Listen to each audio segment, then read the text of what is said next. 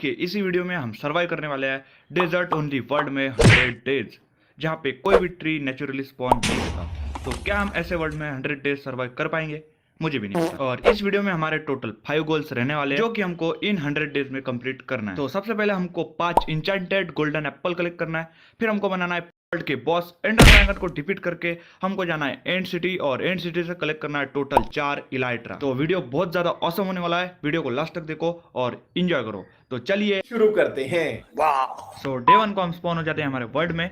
पता नहीं कहाँ स्पॉन कर दिया था, एक रिवर के पास स्पॉन कर दिया था, और पीछे एक मुझे बड़ी वाली केव दिखाई दे रही है, लेकिन अभी हम उस केव में जाने के लिए प्रिपेयर्ड नहीं है। इसलिए मैं वहां से फटाक से निकल जाता हूँ और चले जाता हूँ एक विलेज की तलाश में, क्योंकि इस डेजर्ट ओनली वर्ल्ड में विलेज एक ऐसी प्लेस थी जहाँ पे हमको रिसोर्सेस मिल सकते थे सर्वाइव करने के लिए। और चलते चलते मैं स्टिक्स भी कलेक्ट कर रहा था, हो सकता है आगे जाके हमको ये काम में आ जाए। फिलहाल तो ये कोई काम की नहीं थी। और थोड़ी दूर जाने के बाद मुझे एक विलेज दिख जाता है, और विलेज के पास ही मुझे कुछ शुगर कैन भी मिलती है, तो मैं उसको भी कलेक्ट कर लेता हूँ। और विलेज में पहुंचती ही सबसे पहले मैं इन विलेजरों से खाना चुराता हूँ और बहुत सारी हेबल्स कलेक्ट कर लेता हूँ। और फिर मुझे विलेज में एक लाइब्रेरियन का घर मिलता है, जहाँ से मैं पूरी बुक शेल्फ को चाट के साफ कर लेता हूँ। और फाइनली इस विलेज के घर में हमको मिल जाता है क्राफ्टिंग टेबल। और फिर मुझे एक घर में एक चेस्ट मिलती है, जिसमें से मुझे कुछ वीट मिलता है, एक बुक मिलती है और कुछ ब्रेड मिलती है, तो मैं उनको कलेक्ट कर लेता हूँ। और फिर यहाँ के आयरन गोलेम को मार के मैं आयरन कलेक्ट करता हूँ, और फाइनली हम बनाते हैं अपने लिए एक आयरन की पिकैक्स।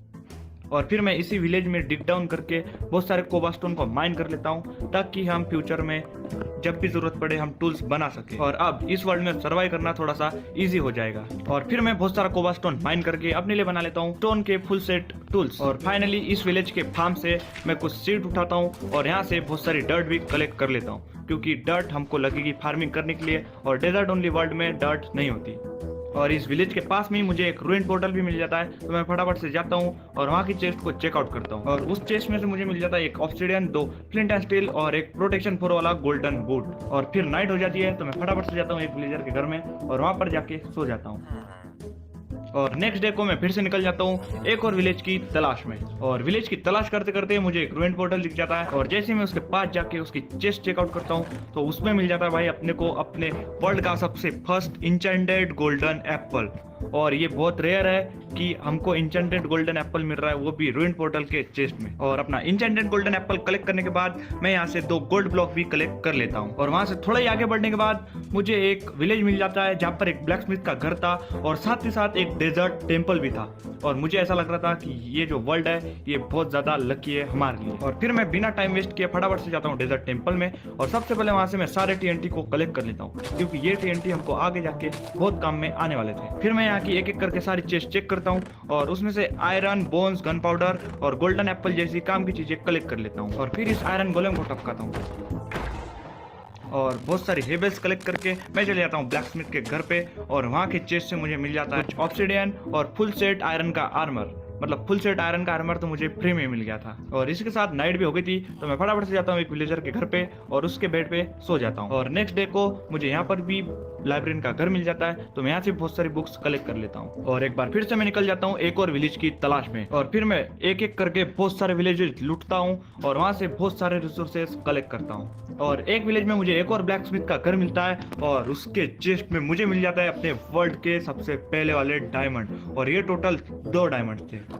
और बहुत सारे विलेजेस लूट के मैं एक विलेज के पास आता हूँ, और फिर अपनी यहाँ पर चेस्ट रखता हूँ। और यहाँ पर नाइट हो गई थी, तो फटाफट से यहाँ पर पहले सोते हैं और दिन करते हैं। और नेक्स्ट डे को उठ के मैं इन चेस्ट में अपना सारा कीमती सामान रख अपने विलेज को एक्सप्लोर करने के बाद मैं आ जाता हूँ अपने बेस के पास, और अपने बेस को थोड़ा सा क्लियर करता हूँ ताकि वो थोड़ा सा अच्छा दिखे।